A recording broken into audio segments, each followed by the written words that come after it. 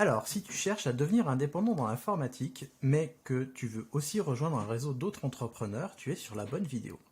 Aujourd'hui, on parle de coopérative d'entrepreneuses et d'entrepreneurs dans l'informatique.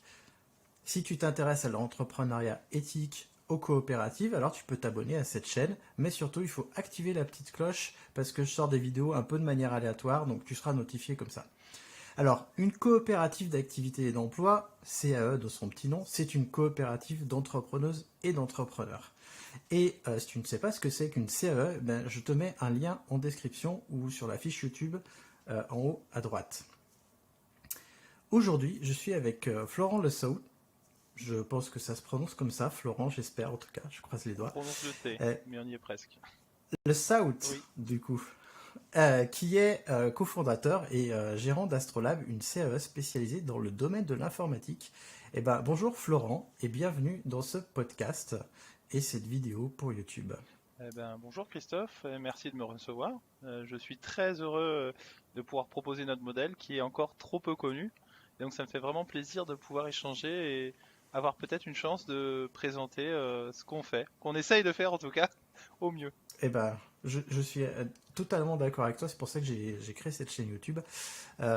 Et justement, tu vas nous présenter ce que tu fais, mais surtout qui tu es, nous raconter un peu ton parcours professionnel et qu'est-ce qui t'a amené justement à créer une CAE, parce que ça c'est intéressant. Ouais, alors je vais essayer de la faire courte parce que ma vie ça va être long sinon.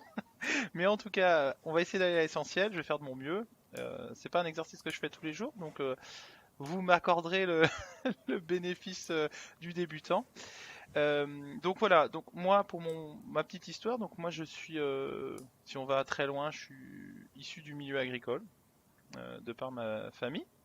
J'ai fait des études liées à l'informatique, donc un IUT, puis un master dans un IUP. Alors c'est un modèle qui n'existe plus trop, mais qui permet d'avoir un master lié à tout ce qui était système électronique, informatique, numérique et même un peu tout ce qui est enfin CEM, etc. Enfin, pas mal de sciences.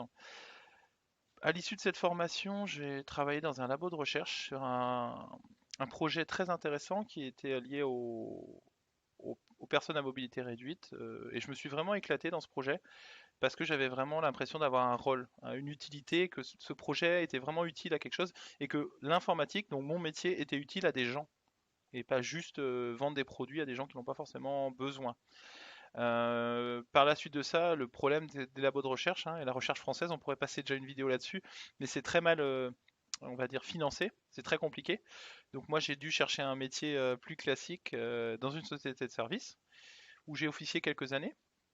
Les clients, les projets avaient des intérêts plus ou moins variés, mais c'était quand même globalement intéressant. Par contre, le fonctionnement en société de service ne m'a pas convenu, soyons clairs. Je trouve que le modèle en lui-même a des limites et des problèmes qui m'ont fait me poser des questions pour comprendre quelles étaient mes alternatives pour pouvoir fonctionner de manière différente. Donc j'ai décidé de me lancer en tant qu'entrepreneur ou freelance ou je sais pas quel mot on veut utiliser. Enfin, pour moi, ce sont des synonymes à mon compte et faire de la prestation de service chez mes clients. Je l'ai fait en montant ma petite SARL, j'étais tout seul et ça se passait plus ou moins bien. Donc ça, j'ai fait ça en 2011 et pendant, on va dire, une petite dizaine d'années, j'ai fait mon petit bonhomme de chemin, j'ai travaillé à l'étranger, voilà, enfin, ça se passait plus ou moins bien, mais j'étais toujours en quête de sens, de comment, comment dire, disons, travailler en commun, faire du partage, avoir je sais pas, de la collaboration. J'étais vraiment dans ce sens-là. Et de par mon parcours, à titre privé, hein, là je vais le dire, j'étais membre de plusieurs coopératives. Alors, on va dire des mots, des sigles, désolé. Hein. Je vais essayer de les définir hein, et vous m'excuserez si je ne le définis pas, vous pourrez les chercher par vous-même. Mais, donc tout ce qui est aspect ESS, donc économie sociale et solidaire. Donc ce qui regroupe les associations, les mutuelles, les coopératives, etc. Ça, c'était un domaine qui m'a toujours passionné. Et je me suis dit, bah oui, on donne du sens à l'économie, c'est-à-dire que l'économie est un outil au service de l'humain, et pas l'inverse. Ça paraît anecdotique ou ça paraît un slogan, mais moi je le vis au jour le jour et j'y crois vraiment.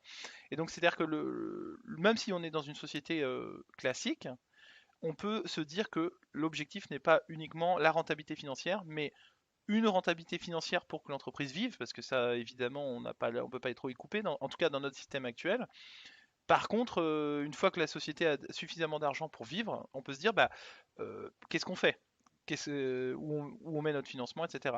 Et donc tout ce questionnement via l'économie sociale et solidaire m'a fait me poser plein de questions. Et donc j'étais en quête de trouver une solution de travail alternative. Et j'ai découvert en lisant un livre des économistes atterrés. Alors vous pourrez aller voir si vous connaissez pas, hein, mais ce sont on va dire des économistes non orthodoxes, pour faire simple, très très intéressants. Beaucoup officient notamment dans la revue Alternative économique. Et j'ai découvert donc les coopératives d'activité d'entrepreneurs. Alors on aime bien dire entrepreneur, hein, certains disent emploi parce que la loi de 2014 définit comme emploi, mais nous on préfère utiliser entrepreneur. Donc j'ai découvert ça dans ce livre et je me suis dit mais c'est exactement ce qu'il me faut. Je cherchais une entreprise partagée où chacun travaille à son rythme, génère le chiffre d'affaires qu'il souhaite, mais on est quand même dans une entreprise commune, on partage des choses, et ça c'est chaque coopérative qui peut le définir, et on permet de s'abstraire de tous les aspects juridiques, légaux ou autres, qui peuvent être un peu lourds à gérer, l'URSSAF, CIPAV, RSI, tout ça. Pour ceux qui ont eu leur société, ils savent de quoi je parle. Et voilà, c'est pas toujours simple. Et puis c'est pas toujours notre cœur de métier, c'est pas ça qui nous passionne dans la vie. Nous, dans la vie, ce qui nous passionne, c'est peut-être notre cœur d'activité, c'est de développer des applications, faire des produits, je sais pas, peu importe, mais en tout cas, c'est pas notre cœur d'activité. Et donc, la coopérative d'activité d'entrepreneurs, justement, permet à la personne qui nous rejoint de faire se concentrer sur son métier et s'abstraire de tous ces problèmes juridiques ou légaux de base. Donc quand j'ai découvert ce modèle, je me suis dit, bah oui, c'est vraiment ça qu'il faut. Et donc j'ai regardé et des CAE spécialisés dans le numérique, j'en ai pas trouvé. Et donc avec mon associé que j'ai rencontré par la suite, on s'est dit, ben montons-en une, tout simplement. Alors il existe plein de CAE et moi je connais des gens avec qui on est très amis dans d'autres CAE et c'est pas du tout un problème, on se sent pas en compétition. Mais on s'est dit, on avait de la place pour nous, ça avait du sens et on répond à un besoin, je pense. Et donc, dans ce cadre, on a démarré la démarche de monter cette structure. Et donc, l'aboutissement de cette démarche, c'était en 2019, juin 2019, pour un réel démarrage de la structure janvier 2020. Donc, 3 mois avant le Covid. Donc, excellent timing. Bon, après, dans nos métiers, on peut pas dire qu'on est le plus impacté par le Covid. Donc, ne nous plaignons pas. Il y a bien pire. Mais tout ça pour dire que l'aboutissement est encore assez récent et nous ne sommes pas encore très nombreux. Voilà, je pense que ça répond à ta question. Ça répond à ma question. Alors c'est marrant parce que toi tu cites un livre des économistes atterrés et moi ce qui m'a fait découvrir les CAE, c'est un excellent livre, je ne sais pas si tu l'as lu, c'est Aux entreprenants associés, la coopérative d'activité et d'emploi. Eh ben non, mais peut-être qu'on pourra mettre en lien en bas de la vidéo des liens vers nos bouquins, parce que moi j'irai peut-être le Exactement. lire. Ouais, ouais, bah, et il est excellent ce livre. Et ben le mien aussi, Bon, ben, on s'échangera les liens et moi je les mettrai de toute avec façon en plaisir, descriptif parce que de je, la vidéo. je pense que ça fera de la lecture. Alors, je pense qu'on peut creuser le sujet longuement. Je vais essayer de modérer mon temps de parole. Ouais. Du coup, tu as un peu spoilé ma deuxième question, mais moi, je fais partie d'Oxalis. Oxalis, c'est une coopérative d'activité plutôt généraliste. On est une quinzaine ou moins d'une vingtaine dans le numérique. Et bon, tu as à partie répondu pourquoi est-ce que vous avez créé une activité, une CAE plutôt sectorielle spécialisée dans le numérique, mais du coup, t'as pas vraiment répondu pourquoi finalement t'as pas voulu rejoindre une CAE existante. Alors du coup, je vais étendre ma question. Pourquoi ne pas commencer dans une CAE existante le temps d'avoir une masse critique pour monter ta CAE? Ok. En plus, cette discussion, on l'a eue parce que j'avais été contacté par quelqu'un de chez Oxalis, donc ça tombe bien. Et ça s'est très bien passé d'ailleurs, il n'y a pas eu de souci. Nous, on a mené notre démarche, on s'est dit, je pense qu'il y a de la place pour tout le monde. Le modèle des CAE est très peu connu et je trouve, et c'est vraiment ma conception et je suis très honnête là-dessus, que chaque CAE a ses spécificités. Et demain, peut-être quelqu'un se retrouvera mieux chez Oxalis ou chez nous, chez Astrolab CAE, pour diverses raisons, pour la gouvernance, pour je sais pas quoi. Et donc je pense qu'on a tous notre place et pour apporter des valeurs et un fonctionnement différent. Et je trouve que les entrepreneurs, faut pas qu'ils hésitent à aller rencontrer les gens et voir et trouver la CE qui leur correspond le mieux. Et vraiment, parce que nous, on pourrait nous dire, bah, par exemple, oui, c'est riche de rencontrer des boulangers et des informaticiens. Et oui, et c'est vrai, C'est factuellement vrai et je trouve ça très riche. Donc pourquoi pas? Nous, on a fait le choix de faire cette création parce qu'on trouvait que ça répondait à des besoins spécifiques, honnêtement. Donc, et bien sûr, au niveau assurantiel, parce qu'on a des assurances RC Pro informatiques.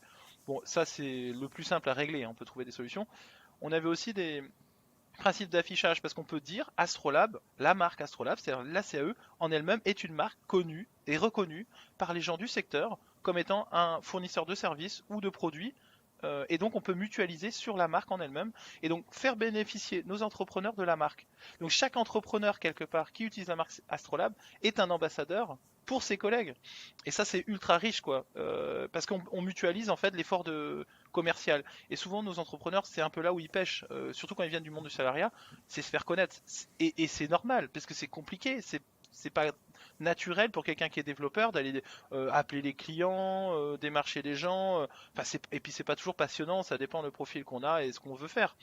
Donc nous on s'est dit que mutualiser sur la marque ça avait aussi du sens. Après j'esquive Ouais, un peu ta question de pourquoi ne pas avoir rejoint une CAE, mais j'ai un pas petit peu, ouais. tellement plus de réponses parce qu'au final on avait envie de le faire et on l'a fait. Et c'est une Ah, réponse d'accord. assez simple. Bah écoute, ouais, c'est vrai que je trouve ça enrichissant d'avoir des collègues qui sont pas que des informaticiens ou informaticiennes, et c'est quand même pas mal. Nous, c'est pour ça aussi qu'on a fondé le collectif Lidra au sein d'Oxalis pour pouvoir porter une marque à plusieurs et justement mutualiser cette partie-là. Mais bon, on va parler d'Astrolab aujourd'hui, pas d'Oxalis. Et du coup, tu disais que vous étiez pas très nombreux, mais finalement, vous êtes combien dans Astrolab et est-ce que vous êtes tous au même endroit ou est-ce que, pareil, vous êtes un peu partout en France? Alors oui, donc depuis on va dire aujourd'hui, nous sommes 19. Donc c'est une toute petite CAE, on va dire, hein, par rapport à nos collègues. On est jeunes aussi, hein, donc c'est à peu près normal, on va dire ça comme ça.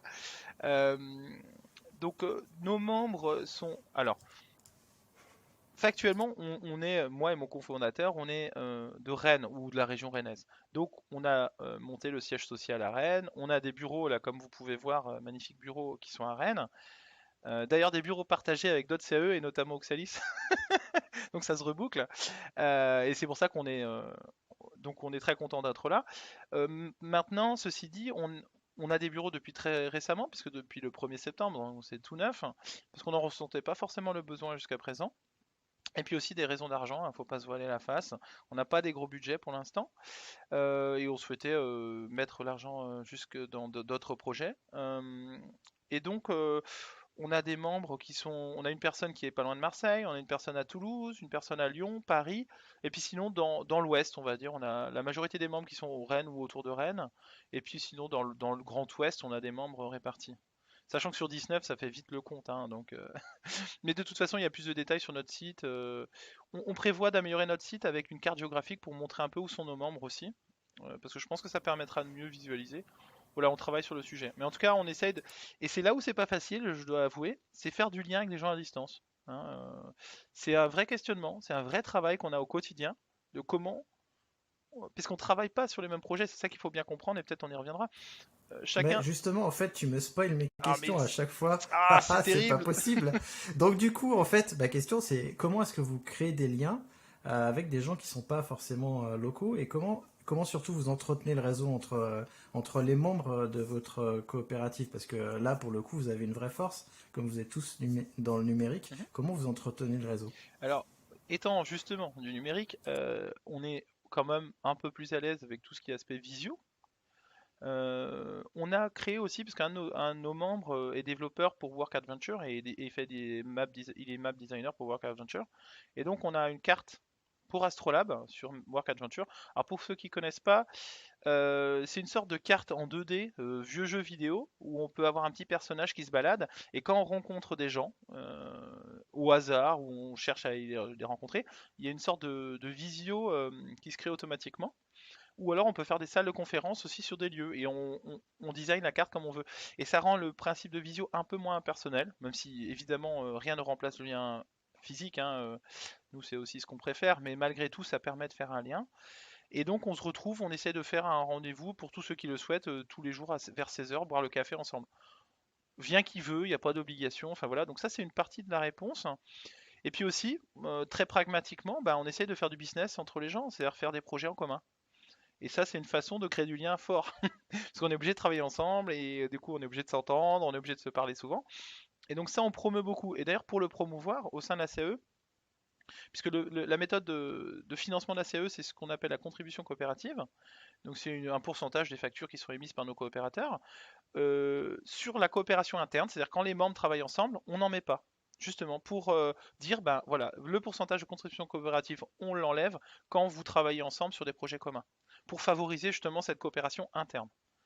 Et donc c'est aussi ça qui fait qu'on promeut ça.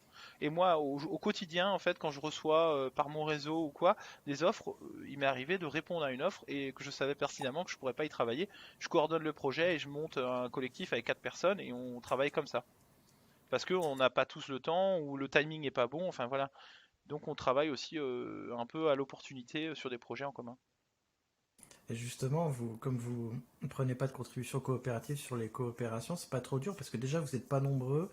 En termes de masse critique ou de gestion, est-ce que votre taille vous limite pas trop justement? Alors, c'est une Alors excellente question. j'imagine que vous avez pas autant de services qu'à Oxalis, mais l'idée est là à 19 finalement c'est peu. Est-ce que vous êtes encore en phase de démarrage et donc c'est compliqué Alors, ou est-ce que vous avez trouvé des solutions? Alors là, on est un peu à temps charnière, c'est intéressant parce que c'est un questionnement qu'on va travailler avec nos coopérateurs et justement, on a prévu de se voir le 5 novembre pour aborder le sujet du financement, etc. Aujourd'hui, pour être totalement transparent, nous n'avons jamais demandé des subventions. Donc on vit sur les contributions de nos membres et donc on a fait une solution qui est pas pérenne, mais qui à court terme était simple. C'est que moi et mon co-gérant, mon cofondateur, on ne se rémunère pas pour la structure. Là, on atteint les limites du système parce qu'on commence à être quand même nombreux, ça nous demande du travail parce qu'on a des fonctions support, notes de frais, factures, enfin tout ce qu'on veut. Bon, même si on est appuyé par un cabinet comptable où on délègue pas mal de tâches, malgré tout, ça nous demande du boulot. Et donc, on est en train de monter un groupe de travail pour décider comment et à combien et qui fait quoi au niveau des fonctions support et de la gérance et combien on se rémunère. Et donc ça, c'est l'objet dans 10 jours, on a une réunion justement avec nos coopérateurs pour parler de ça. On considère, moi j'avais depuis longtemps, et je crois que je m'étais pas trop trompé, on considère que notre rentabilité économique, on l'a à peu près à 19. Moi j'avais estimé vraiment à la louche, hein, honnêtement, autour de 20, où on pourrait commencer à se rémunérer, et je pense que je m'étais pas trop trompé.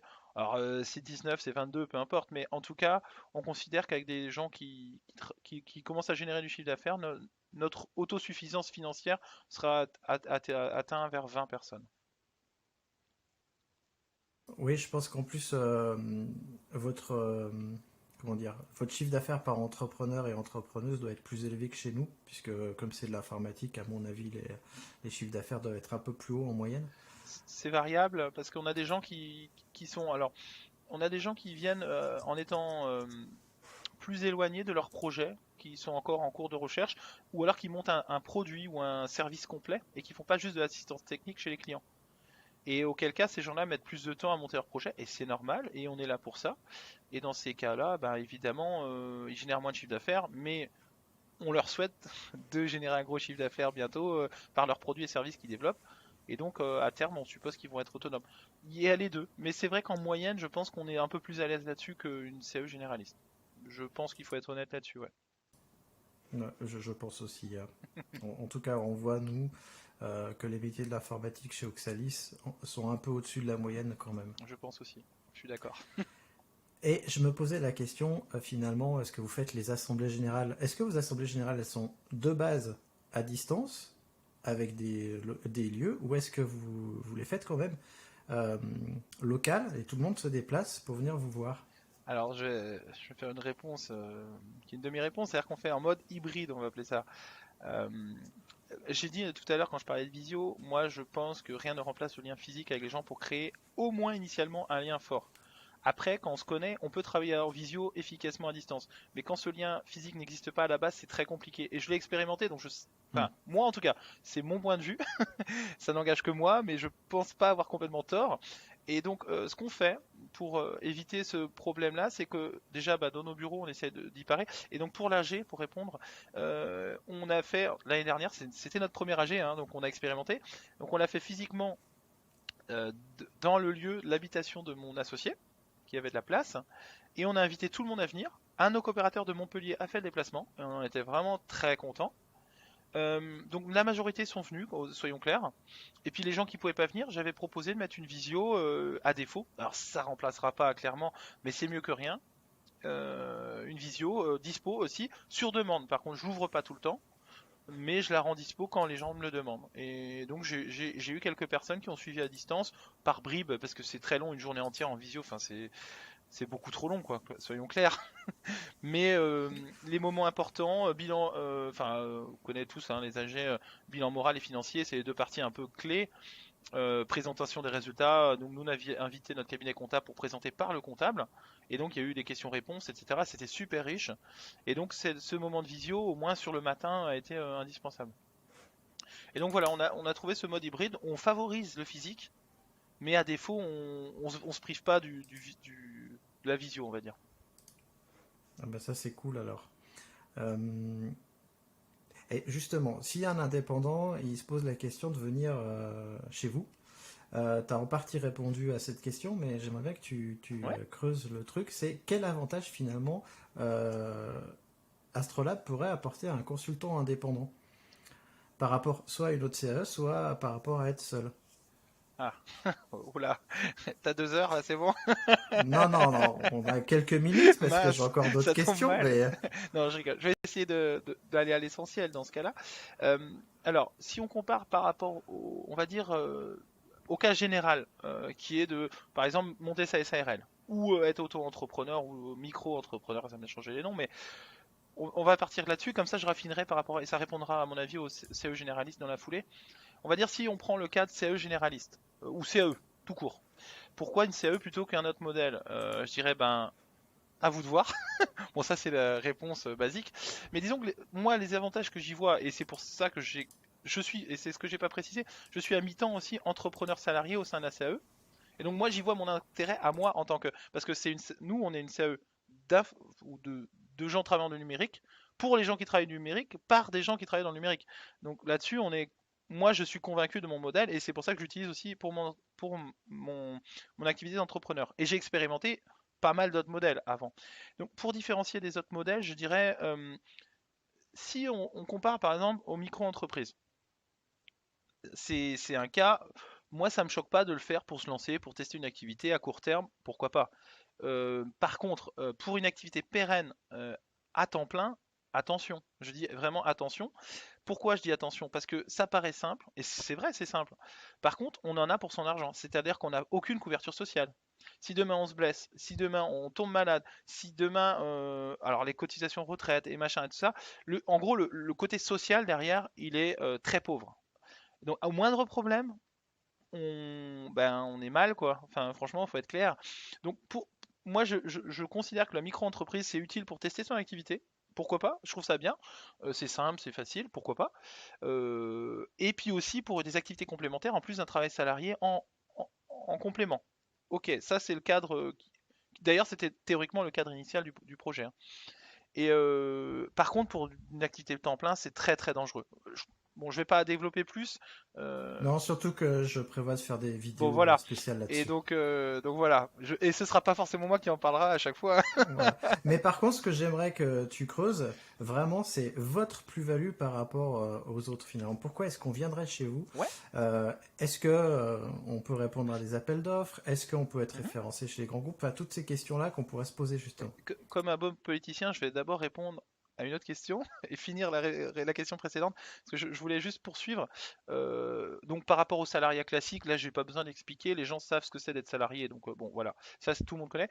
Par rapport à monter sa SARL, je pense que tout le monde n'a pas fait cette expérience. J'en ai parlé tout à l'heure, donc je vais être bref, mais juste monter sa URL, SARL, machin. Je dirais que on s'abstrait dans une CAE, on s'abstrait de beaucoup de difficultés en fait. Moi, j'ai eu à discuter avec la CIPAV, et ben c'est pas simple. Et faites-le si vous voulez, et on pourra en discuter, on fera un club de parole. Le RSI, en fait, on a tout le côté administratif qui est quand même assez lourd. Et quand on monte son activité, donc on crée son métier quand même, faut pas oublier. Donc on a des intérêts qui sont trouver des clients, définir son offre, et on n'a pas des intérêts de déposer des statuts, discuter avec la CIPAV, le RSI. Donc la CAE, de manière générale, nous permet de s'abstraire de tout ça. Et on gagne un temps fou et on gagne en étant relax, parce que la CAE, elle sait faire. Et donc, c'est propre, c'est carré, et il n'y a pas de problème. Et donc, par rapport à SARL, donc ça répond, je pense, à peu près au cadre.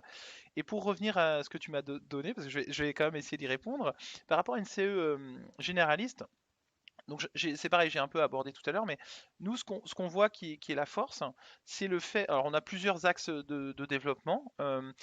Un des axes qu'on a remarqué, et moi c'est parce que j'étais entrepreneur, pour pouvoir accéder à nos clients grands comptes, on doit être référencé. Et pour être référencé, il faut avoir une masse critique. Alors je dirais que peut-être une CAE généraliste pourrait le faire, mais est-ce qu'elle a envie de le faire? Ça, c'est une question qu'il faut se poser. Donc nous, en tout cas, nous, c'est dans notre cœur de métier que d'être référencé chez les clients grands comptes du numérique. Et donc c'est un travail qu'on mène. Et chaque entrepreneur qui commence une nouvelle mission chez un client grand compte du numérique, quelque part, il fait ce travail de référencement pour ses collègues. Et donc là aussi, on mutualise cette tâche. Et donc c'est ultra intéressant, ultra riche de pouvoir faire ce travail-là pour les autres. Parce qu'il faut savoir que quand on n'est pas référencé chez un client grand compte, eh ben on n'y travaille pas. Point. C'est comme ça, point. Donc ça, c'est un premier aspect. Donc voilà, c'est un élément différenciant. Deuxième aspect, nous on va travailler, on ne l'a pas encore, et ça c'est un sujet un peu compliqué, sur l'agrément crédit impôt recherche. Ça parle pour certains, je pense. Donc pour ceux qui ne connaissent pas, donc le crédit impôt recherche est une niche fiscale qui permet de défiscaliser les frais de R&D pour les clients finaux. Et donc pour que nos frais de consultance, entre guillemets, soient défiscalisés avec dans le package du client. Alors, on peut avoir l'avis qu'on veut sur le CIR, hein. Moi, je suis pas en train d'excès bien ou mal, c'est pas, mais c'est un état de fait. C'est-à-dire que pour accéder à nos clients, on doit l'avoir. Donc, on doit avoir cet agrément qui permet de le rentrer dans le package crédit impôt recherche de nos clients finaux. Eh bien, on travaille sur cet aspect-là. On l'a pas encore, malheureusement. On a soumis un dossier, on s'est fait bouler. Enfin bon, c'est une longue histoire, c'est pareil. Mais bref, en tout cas, on a identifié ça comme étant important pour nos entrepreneurs, pour travailler chez leurs clients. Et comme tu l'as dit, tu as commencé à en parler, et c'est vrai, c'est un axe qu'on travaille beaucoup en ce moment, c'est aussi des réponses à appels d'offres communs. On va dire, soyons clairs, que ce soit d'ailleurs des appels d'offres publics ou pas publics d'ailleurs, ça peut être des sociétés privées aussi. Et ben, admettons, une société demain envoie un appel d'offres pour un projet à 400 000 euros, 4 hommes en. Bon, bah clairement, on répond pas tout seul, quoi. Enfin, parce que déjà, on peut pas faire. Parce que deuxièmement, le risque financier est trop élevé. Et en plus, probablement, on n'a pas toutes les compétences. Donc on ne fait pas quand on est tout seul. Et au sein de la CAE, c'est l'intérêt, c'est qu'on mutualise les compétences, on mutualise le risque financier, et en plus, pour crédibiliser notre candidature auprès de nos clients, on dit bah oui, mais attendez, moi je suis pas monsieur Intel, monsieur Le Saoud qui fait 80 000 euros de chiffre d'affaires à l'année, je suis Astrolabe qui fait 3 millions de chiffre d'affaires. Alors bon, c'est pas notre cas encore, hein, mais ça va pas tarder. Mais voilà, et donc aussi, on rend notre candidature sérieuse auprès de nos clients. Et ça, c'est intéressant parce que en étant tout seul, on peut pas faire ça. Soyons clairs. C'est pas un jugement, c'est un fait. Point. Je- c'est un état de fait. Voilà, il n'y a pas de débat. Et donc, en effet, on travaille beaucoup sur ces réponses à appel d'offres en commun. C'est vraiment un axe de travail. Moi, comme je le disais tout à l'heure, j'ai vraiment, et c'est un cas concret, j'ai un de mes clients, enfin un de mes anciens clients qui m'a sollicité sur un projet. Moi, j'avais vraiment pas la bande passante pour le faire. Je suis occupé avec un autre client, voilà, et puis je suis dans la gérance d'Astrolab, donc je pense que j'ai un agenda bien chargé. Mais je trouvais ça dommage de ne pas répondre à cet appel d'offres. Donc moi, j'ai monté un collectif dans Astrolab et j'ai dit, voilà, moi je le ferai pas. J'ai pas le temps. Par contre, je veux bien être en relation avec le client, négocier les prix, vous aider sur l'appel d'offres, etc. Je veux bien coordonner le projet, faire tout ça. Donc un peu chef de projet entre guillemets si on veut, mais pas plus. Et donc j'ai dit ok, on s'est mis à 4 et on a dit bon bah ok, sur les 4 on peut y répondre et on mutualise ce travail à 4. Et c'est ce qu'on fait en ce moment, en fait ça c'est un projet en cours. Et donc ça marche plutôt bien. Alors après, où va l'argent, qui prend quoi, ça nous on a fait très simple, on a dit chacun note ses heures dans un agenda et à la fin du projet on fera au prorata des heures passées. Point. Alors c'est peut-être basique, j'en sais rien, mais au moins c'est simple et à mon avis ça marche. Donc voilà, ça répond je pense à Aussi. ta question. Ouais, c'est aussi ce qu'on fait chez l'Hydra, on fait ça, mais en fait on va même plus loin chez l'Hydra. Bon, pour l'instant on est deux, mais Ouais. on envisageait déjà d'être plus, et on s'est dit chaque projet, en fait, les membres du projet ils s'arrangent comme ils veulent pour répartir le chiffre d'affaires. Et Alors après, à chaque projet, ils font ça. moi, quand j'ai dit ça, c'est parce que c'est moi qui gérais le projet et qu'on s'est mis d'accord avec le groupe, Hmm. mais je n'ai pas de recommandation sur les autres projets que feraient les autres, hein. On est d'accord. D'accord, ok. Je suis tout à Hmm. fait d'accord avec toi. Et si ça arrange autrement, ce que je veux pas, par contre, et c'est là où je serais un peu casse-pied, c'est qu'il y ait des disputes à la fin de savoir où va l'argent. Donc, je vais requérir que les gens se mettent bien d'accord. Et si, Avant. tu vois, Ouais, c'est ça. c'est juste ça, parce que moi, vraiment, là où, en tant que, et là je prends ma casquette Astrolabe, je veux que les gens s'entendent bien, que ça se passe bien, et qu'il n'y ait pas d'histoire, et surtout des histoires d'argent. Et donc, C'est je vrai. serai casse-pied sur juste cet aspect-là. Peu importe comment ils se Non, non, réglent. mais c'est super important de s'entendre Ben avant le voilà, démarrage, quand on fait une coopération, parce que sinon, ça marche pas. Donc ça, c'est je certain. l'ai expérimenté, je parle en connaissance de cause. Ouais. J'abonde dans ton sens sur le côté, quand on va voir des clients qu'on est une CAE, qu'on n'est pas un petit indépendant. Moi, quand je présente l'Hydra et Oxalis, je dis bon, bonjour, on est une entreprise qui fait 10 millions de chiffre d'affaires à l'année, on est 200. Ben voilà. Voilà. Et puis les clients sont rassurés, et puis ça en calme certains aussi. Oui, Certains qui pourraient croire qu'ils pourraient faire pression sur le petit indépendant. Non, non. Nous, on a un service juridique, etc. Enfin bon. tout à fait. Et puis, Oui, oui, donc ça aide. Ça aide et on n'est pas tout seul. On se sent rassuré pour le coup, ça c'est bien. je suis d'accord.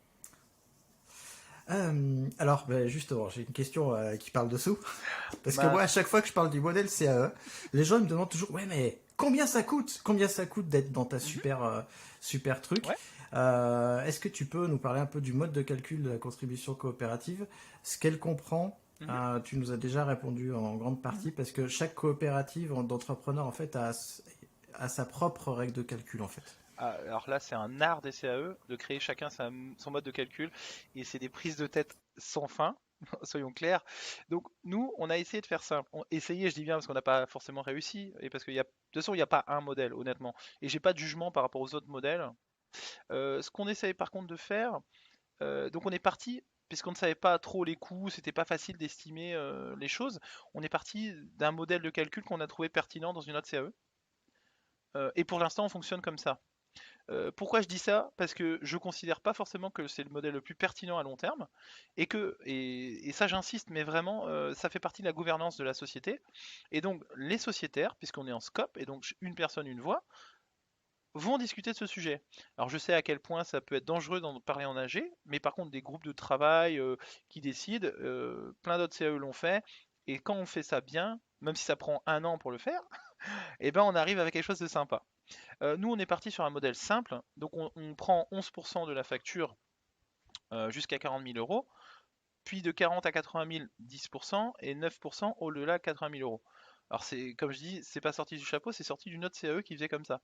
Ça nous a semblé simple, parce qu'on faisait surtout du service, et que donc, pour nous, on va dire que le chiffre d'affaires égale au résultat d'exploitation, puisqu'on n'a pas des coûts de structure, on n'a pas de matériel. On s'est très vite rendu compte que ça ne marchait pas parce qu'on a un membre qui nous a rejoint qui fait de l'achat-revente de matériel. Et donc, on a dû trouver une alternative. Et donc, on exempte ces achats-reventes du calcul. Donc, en fait, quelque part, on fait quasiment du calcul sur résultat d'exploitation. Il y a un autre cas d'exemption. Je l'ai dit tout à l'heure, c'est la contribution coopérative n'est pas prise dans la refacturation interne, de la coopération interne. Et puis un dernier cas, c'est quand on fait des notes de frais clients. C'est-à-dire que quand notre client nous dit, bah tiens, tu vas aller en Espagne, voir ton client ou faire des tests ou je sais pas, enfin la raison d'ailleurs, enfin peu importe, eh ben on trouve que l'entrepreneur n'y gagne rien. Lui c'est du coût pur. Et donc on considère qu'il n'y a pas à prendre de la contribution coopérative sur des notes de frais refacturées clients par exemple. Et donc ça on exempte aussi. Donc finalement on commence à complexifier et on sait que c'est un art et les CAE qui sont plus grosses ont un art mais absolu de faire des règles de calcul complexes, mais c'est pour des bonnes raisons. Mais c'est juste que la lisibilité quand on rentre dans la CAE c'est très compliqué, mais c'est pas juste pour embêter les gens, c'est parce que ça a du sens. Mais c'est juste que oui, c'est compliqué et il faut l'admettre. Et donc nous on Ouais. complexifie au fur et à mesure des années. Je suis parfaitement d'accord. Je suis parfaitement d'accord. D'ailleurs, pour le coup, on a eu un groupe de travail chez Oxalis pour revoir notre contribution coopérative. Donc, j'en ai fait partie D'accord. du dernier. Ça a duré en effet un an. Il y a eu plein de réunions. On a présenté des propositions à une assemblée générale extraordinaire qui nous a dit, on a sondé les gens, ils nous ont dit ouais ça oui, ça non, ça, etc. On est reparti avec tout ça et on a pondu une proposition générale euh, en tenant compte des retours et puis après ça a été voté dans une autre assemblée générale. Et en effet, j'allais te dire, prendre la contribution sur le chiffre d'affaires, c'est pas super. Surtout, nous, chez l'Hydra, parfois, on fait de la sous-traitance. Mm. Donc, ça peut aller très, très vite, en Oui, fait, la sous-traitance. Du coup, le résultat d'exploitation, c'est quand même pas mal. je suis d'accord. Et c'est bien pour ça que c'est pour ça que je trouve très bien dire en préambule. on va le retravailler avec les coopérateurs. Et aujourd'hui, selon Claire, quand on a monté la société, on est parti au simple. Et, et c'est là aussi la force du modèle. Et je tiens à le dire parce que je veux vraiment que ce soit clair. Aujourd'hui, on a pris des décisions, moi et le cofondateur, un peu arbitraires. Mais pourquoi? Parce qu'il fallait bien qu'on lance la société. Mais tout peut être remis en cause. Et il n'y a pas de problème. Moi, j'ai pas l'impression d'avoir raison. Par contre, j'ai l'impression que si quelqu'un veut changer les choses, ça doit être argumenté, tout simplement. Et donc, ces groupes de travail sont là justement pour discuter en commun. Ça doit être du commun et ça doit être au bénéfice de la majorité. C'est vraiment ça qui va être, moi, mon fil directeur. Et si ça doit être changé, je suis pas attaché à ce qu'on a fait. Peu importe. Mais il faut que ce soit pertinent pour le groupe. Et je serais vraiment avec ma casquette Astrolabe en disant c'est pertinent pour le groupe ou pas. Point. Et le reste, j'ai pas trop à décider. Et j'aurais un deuxième point, c'est de s'assurer que la contribution coopérative permet de couvrir les coûts de la structure. Ça aussi, je serais pertinent là-dessus. Ouais, c'est super important et puis ça fait écho à mon travail puisque moi je fais du conseil en transition DevOps ou du mentorat, donc l'amélioration continue ça fait Ouais, partie de nos philosophies. Donc c'est vrai que faut pas oublier que les coopératives elles évoluent et qu'en plus on peut les faire évoluer parce qu'on possède la société finalement, on est associé. Et c'est même encore plus facile pour vous que pour nous parce que vous êtes que 19, nous pour on est l'instant, plus de 200, plus de 200 associés. C'est un peu je suis plus, d'accord. c'est un peu plus long, mais Tout à fait. bon. Mais et pour répondre du coup à la deuxième partie de ta question qui était qu'est-ce que ça finance, donc la contribution coopérative, je n'ai pas oublié. C'est vrai que j'ai commencé à y répondre, mais je vais le redire. Donc globalement, ça finance les fonctions support. Donc là, on en a parlé un peu. Donc tout ce qui est fiche de rémunération, compta, juridique, écrire les statuts, faire les mises à jour de ci, les déclarations de ça. Pour ceux à qui ça parle, tout ce qui est DSN, machin. On a aussi on fait le lien avec les entrepreneurs. On a un accompagnement individualisé, régulier. Alors on essaye de le faire tous les mois. Bon, c'est semi-vrai, mais on essaye quand même. Et puis c'est aussi surtout aux besoins de la personne. Je veux dire, si quelqu'un ça roule et que ça lui suffit une fois tous les 2 mois ou que c'est 15 minutes par mois, nous, à la limite, nous, le but c'est que la personne soit accompagnée, pas lâchée dans la nature. Et c'est aussi ça un élément différenciant des autres statuts, c'est qu'on n'est pas seul. On a un référent au sein de la structure qui nous accompagne, qui nous guide, et surtout, peut-être il n'a pas toutes les réponses, hein, parce qu'on est, enfin moi en tout cas, je pense que j'ai pas toutes les réponses, ou toutes les meilleures. Mais par contre, je connais les gens qui peut-être auraient des bonnes réponses. Et ça, c'est mon boulot, ça. C'est de connaître les gens de qui fait quoi et qui sait quoi. Et de dire, tiens, va discuter avec une telle, parce que elle est très bonne en numérique responsable et qu'elle va t'accompagner ou elle répondra à l'appel d'offres avec toi parce que c'est un besoin complémentaire de ton client que tu n'as peut-être même pas identifié. Et donc ça, c'est mon taf. Et c'est ça que j'aime en fait, c'est mettre les gens en lien et qui travaillent ensemble. Et donc Mais ça c'est couvert par la contrib notamment. ouais, c'est un taf presque à temps plein. Nous, chez nous, c'est carrément des personnes à part qui font ça, des accompagnateurs et Ouais, accompagnatrices, mais forcément, on est plus nombreux que chez vous. Du coup, ça, c'est bien. C'est un des trucs que j'ai apprécié moi en arrivant en CAE, c'est que déjà, ben, j'avais pas à m'occuper de toute la partie comptable. Ça, c'est la société qui s'en occupait. Elle fait plutôt bien les choses. Et on n'a qu'à se concentrer sur son business finalement, à trouver des clients, les facturer et puis avoir une vision sur son planning. Nous aussi, on a des accompagnateurs qui font un suivi régulier, de moins en moins régulier pour nous parce que nous, ça fait 6 ans qu'on est entrepreneur avec Thomas, et puis on est à deux à gérer le mhm, collectif. Donc maintenant, c'est une fois tous les 6 mois, je crois, qu'on a en rendez-vous. Donc, et puis Thomas et moi, comme on est deux dans le collectif, parce qu'on n'a pas parlé des collectifs, mais on pourra ouais, peut-être en parler une autre fois, mais ça permet aussi de se séparer le travail entre nous. bien sûr. Ben justement, on arrive à la fin de ce podcast. Super. Ça fait déjà plus de 30 minutes qu'on parle, Oh, même wow. plus. Et donc j'ai une dernière question pour toi. Est-ce que tu as un livre, un article ou une conférence à conseiller à nos auditeurs? Un livre, ben, ça fait écho peut-être à ce que j'ai dit tout à l'heure. Bon, déjà le livre qui m'a fait découvrir les CAE, ça je trouve ça intéressant. Et alors, c'est peut-être que je vais peut-être botter en touche, mais tant pis. C'est tout le travail sur les communs, et notamment les communs numériques. Moi j'ai un principe, alors, c'est un grand mot philosophique, mais en tout cas c'est une inspiration, c'est les communs. Et beaucoup de gens ont une vision floue de ce concept. Et moi, j'invite les gens à travailler ce sujet. Parce que nous, en CAE et surtout Astrolab, parce que ce que je n'ai pas dit, c'est qu'on est une CAE du numérique, mais du numérique libre de préférence. Et on promeut le libre en interne et en externe chez nos clients. On fait du pas libre, hein, je ne veux, je veux pas mentir, mais en tout cas, c'est une valeur forte et on pousse à ça. Et donc, à ce titre, justement, on rentre dans les communs à deux titres, justement, parce que pour moi, une coopérative, c'est des communs. C'est-à-dire que c'est une entreprise partagée, gouvernée par les membres, et donc c'est totalement les communs. Et le libre, les logiciels libres ou les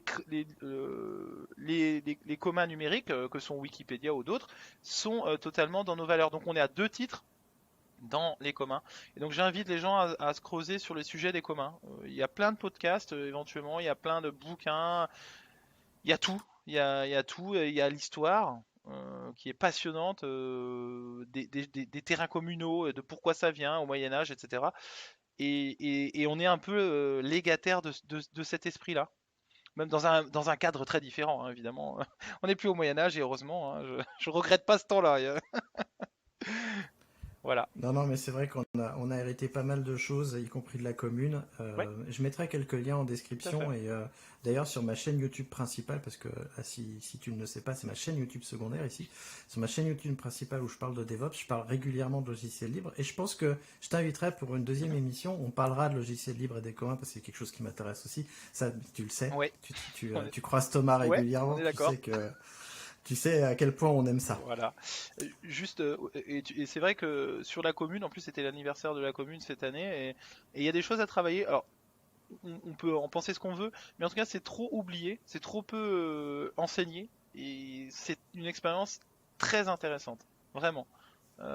C'était une sorte d'utopie qu'ils ont réussi à réaliser en vrai, alors qui a marché pas très longtemps, pour plein de raisons, mais en tout cas, je suis d'accord avec toi et je mettrai un gros plus sur la commune de Paris notamment, où j'invite les gens à faire des recherches. Et à la limite, ça pourrait être mon bouquin, parce que, bah tiens, voilà, allez, tu m'as donné la transition.